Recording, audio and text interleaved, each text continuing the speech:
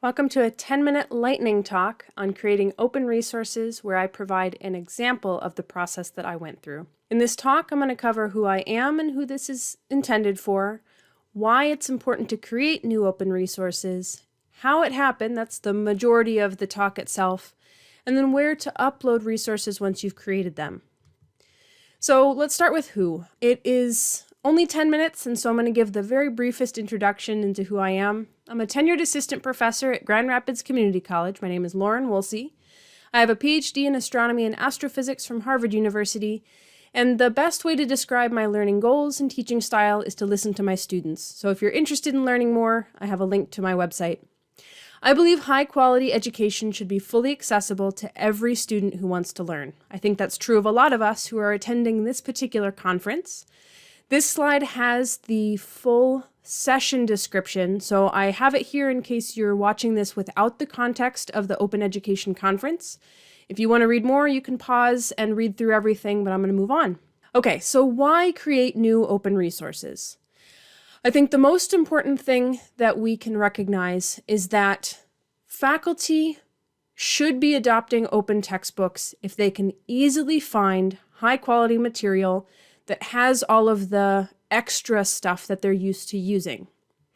So the biggest reasons why faculty don't adopt open textbooks tends not to be because they don't believe in the cause, but because it takes time to switch. There are fewer ancillary materials, especially for newer textbooks, and it can be hard for them to find high-quality texts. Now, the very first thing, we can't adjust for other faculty. They have to decide that this is a priority for them. And the third is something that with more public knowledge of OER, it will become easier. But the thing that we absolutely as individuals can do is to create new ancillary materials so that it is easier for others to adopt open textbooks. It is also so essential in this current time that we find ourselves in, especially when the United States is still battling quite heavily with its COVID-19 pandemic. Now is the time for universal access to information and knowledge. Our students are struggling financially. We're all struggling with mental health. And the very best thing we can do is to continue to push for equality, equity, and all of the things that we know are important. And one of the best ways to do that is to create new resources that other people can also use. Okay, so how do we build this? Like I said, this is a lightning talk, so I'm going to go through an overview. And this overview really boils down to three main points. You have to reflect on what you're currently using, search for what is already out there so you don't reinvent the wheel, and then make sure that the most important thing you can make sure to do is to replace any copyrighted content, especially stuff that you might not even be aware is copyrighted until you're starting to go through this process. So when you think about what you're currently using, this is really a chance to fully reflect on what you've been using, why you're using it, and what you might want to change. A lot of us, especially when we don't find as much time as we'd like in our schedules, a lot of us use the same material year after year, making updates where necessary. But for example, I teach astronomy. There's not that much to update from one year to the next. And the material that I was given when I first arrived at GRCC was from my faculty members, my colleagues. And I used it and updated it, but a lot of what I had as the backbone of my slides came from others.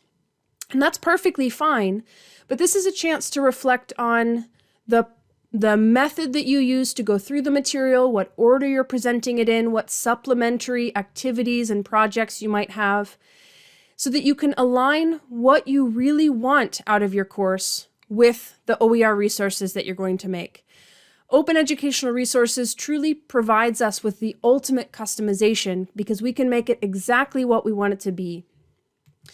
So it is also important to recognize that we don't want to make resources just for the sake of it. If high quality resources already exist, it's probably useful to use those instead of starting from scratch.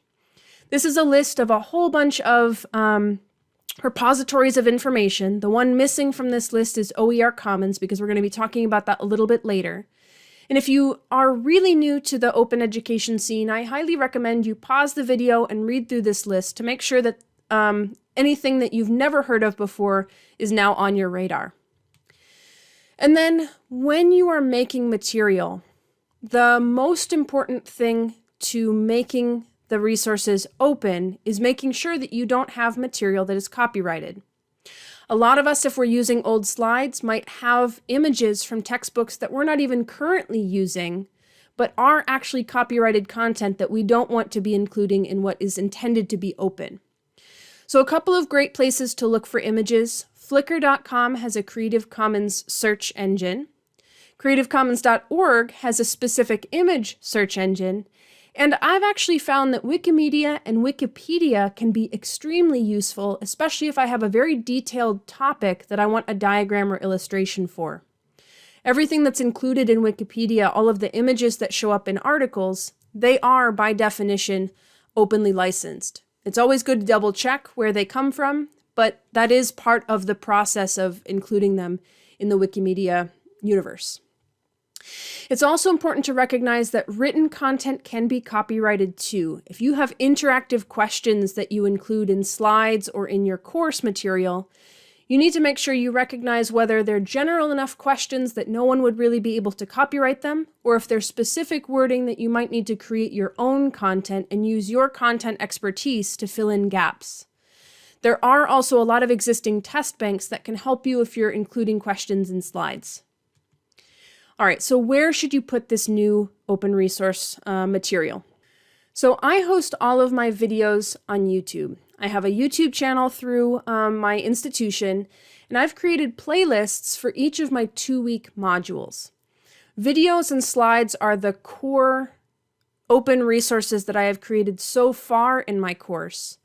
And YouTube is a place where I can then have it be very easily accessible and searchable in a wide way, even for people who aren't necessarily instructors looking for open content.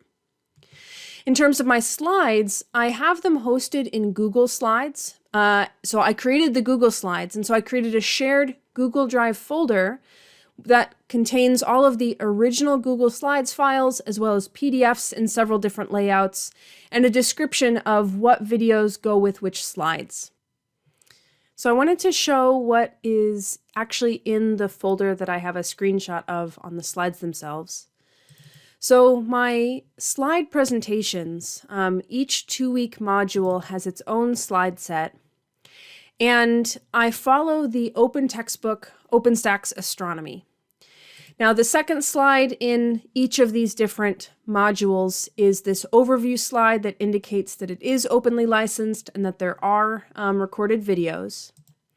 And it's worth noting that I include links to the OpenStax chapter themselves so that students can easily go back and forth, even if someone is using these slides while not using the OpenStax textbook.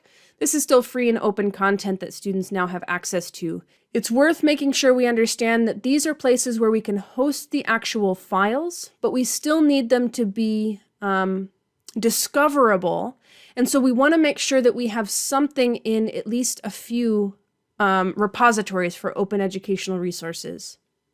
If you're only going to put your material in one spot, oercommons.org is the place to put it. OER Commons is a digital library, and there are hubs for each different discipline. If you are building content associated with an OpenStax textbook, then you can connect it with that hub as well. And so I uploaded separate course items for my set of videos and my set of lecture slides that describes what they are. It tells people how to find them. And the intention is to make this easy for others to find and be able to then adopt.